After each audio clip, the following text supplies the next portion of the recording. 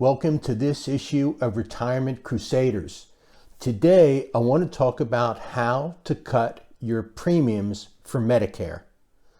Now, you pay premiums in two ways. There's a premium you pay to the federal government, and then there's the premium you pay to the private insurance company. So we're going to talk about both. Let's first talk about the premium you pay to the federal government. So in traditional Medicare, you get Part A for free, at least 99% of the people do, which covers your hospital costs. Of course, you may have some small deductibles and copays, but by and large, your hospital costs are taken care of by Part A. Then there's Part B, which covers what people normally think of as doctor visits, but it's everything that happens outside of the hospital. Now, Part B, everybody pays a premium for. In 2023, it's $165 a month. However, some people pay a lot more, as we'll see in just a couple of minutes. Then there's Part D, which is your drug coverage. Now, some people pay nothing to the federal government for Part D, your drugs, and pay a little premium to the your private insurance company. But we're going to look at that also.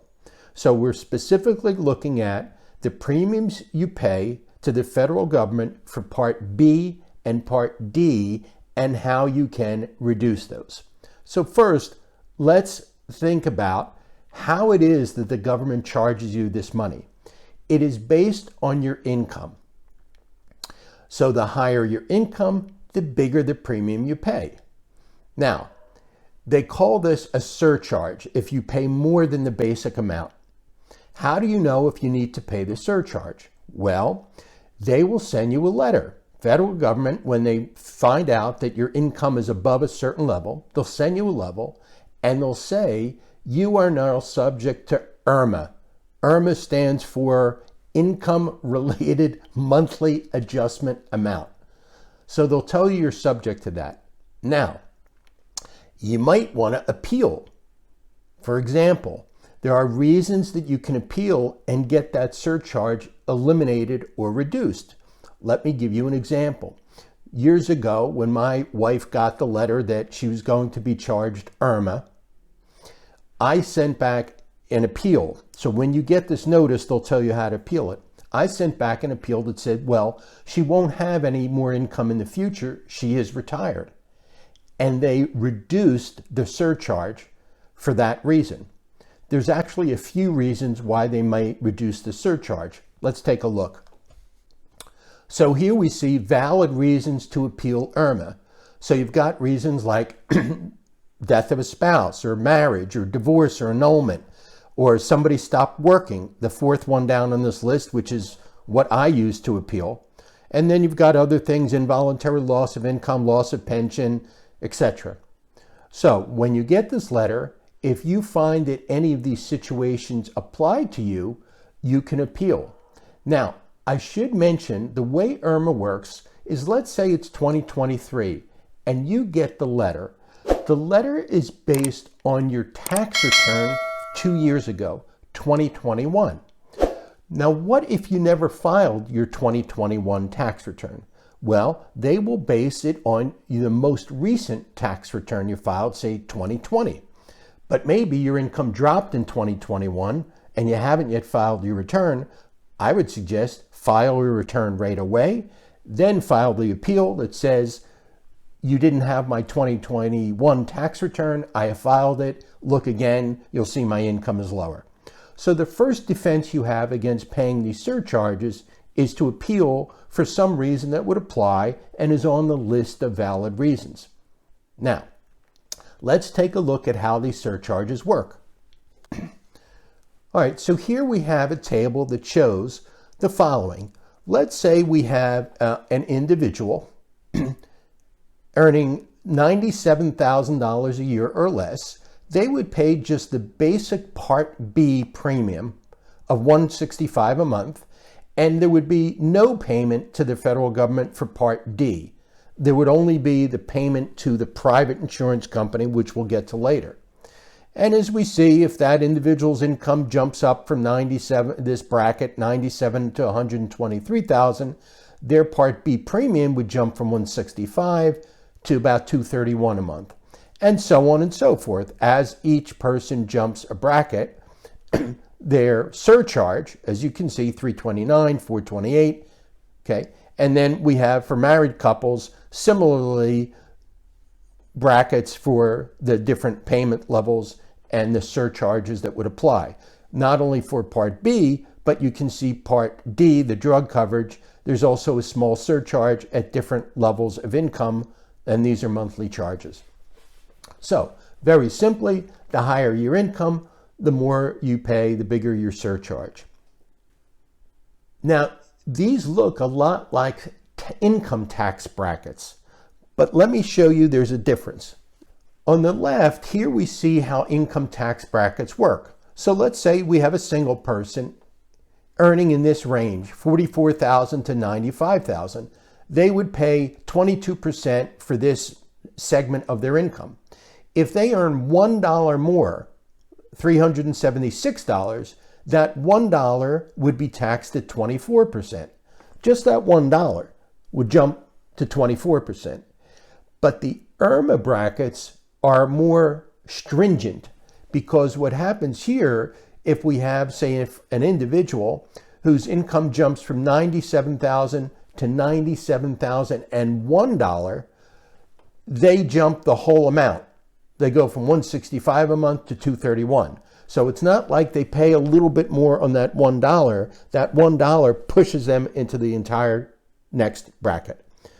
So how do you avoid getting pushed into these higher brackets? Well, the general rule is if you can show smaller income.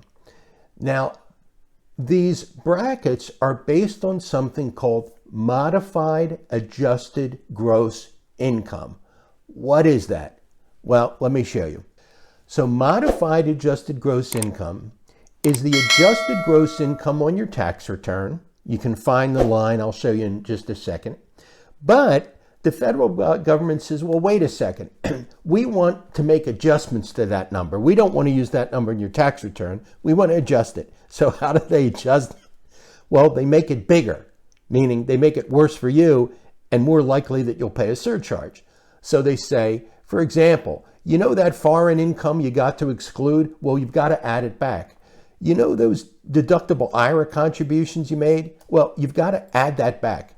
You know that tax-exempt interest you have on your tax return? You've got to add it back.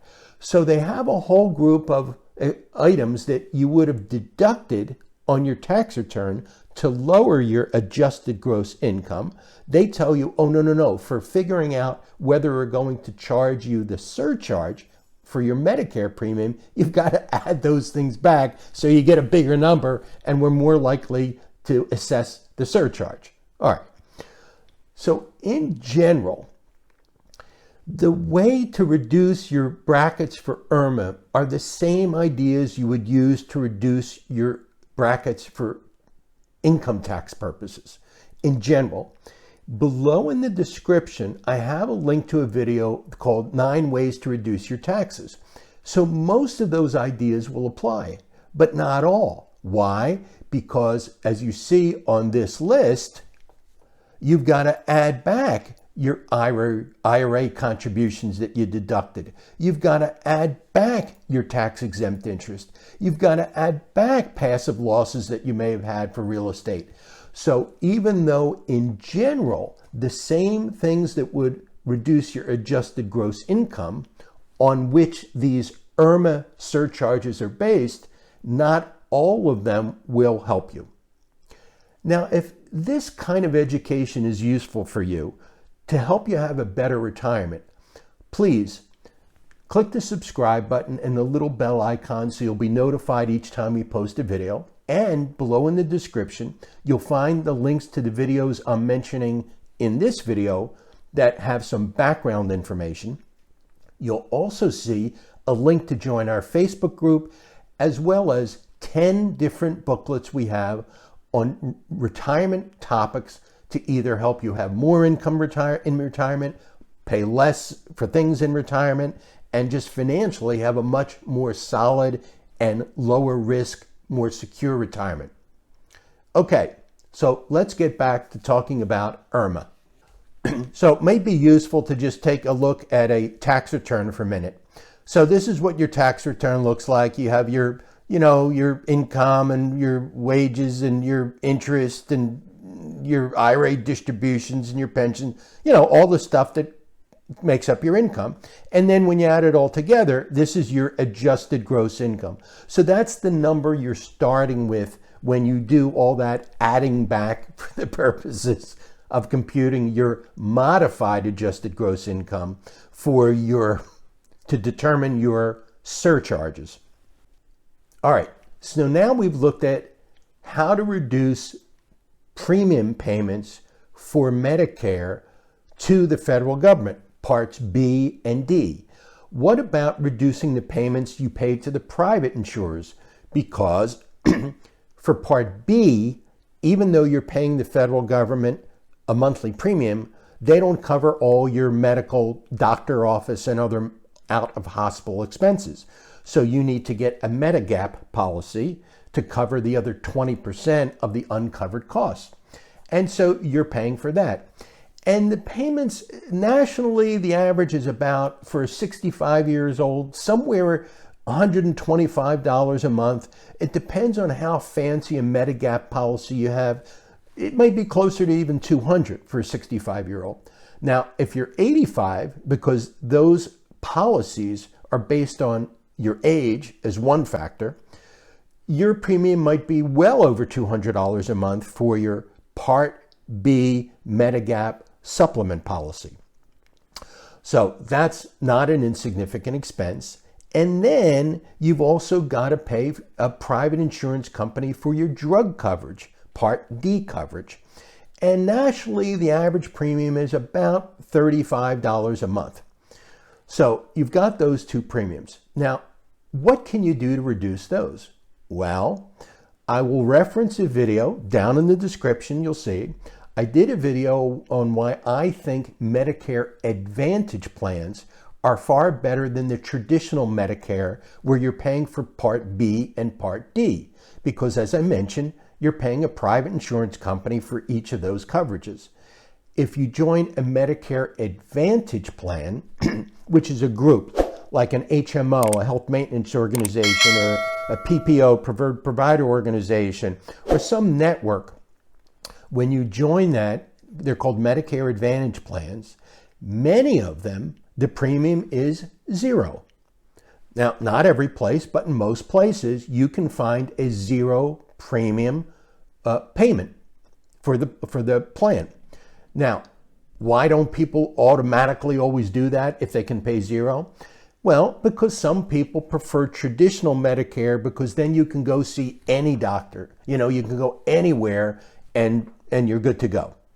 With the Medicare Advantage plans, one of the limitations is you have to use one of the doctors in their network, and they are also local, meaning that the coverage, the network is a local coverage. Doesn't mean if you travel you're not covered. It's just that the group that you belong to is for your local area. And of course, if you travel, they will take care of expenses outside of the network. But the idea is that you're joining something near your home, a place that you're going to frequent, or a network of doctors that you'll frequent. So you can look into those. You can just type in a search engine, Medicare Advantage plans. You'll get to a site, you can type in your zip code, and it'll show you what Medicare Advantage plans are available in your area. So in my case, there was a $0 plan. I actually didn't take it. Let me quickly explain why. Because the out-of-pocket maximum on that plan for the year was $6,000. So if I had enough expenses, co-pays and deductibles and drugs and injections, all that, it could have been as much as $6,000 maximum out of pocket. I opted for their $70 a month plan, and now my out of pocket is not $6,000, it's $3,900. So oftentimes you can find a $0 premium plan which will expose you to a certain amount of out of pocket. And if you pay a premium, oftentimes the out-of-pocket is less. And again, you'll just search for the plans in your area, and then you can see what's available and consider switching to a zero-cost Medicare Advantage plan and saving that $150 you pay for Part B Medigap supplement policy and the $30 or $40 you're paying for Medicare Part D. That all goes away. All right, so there we have it. We've talked about how to reduce or avoid IRMAA, the surcharges you pay to the federal government, and we've talked about how to eliminate with Medicare Advantage plans potentially your total premium that you pay for private insurance. Thanks for joining us. See you next time on Retirement Crusaders.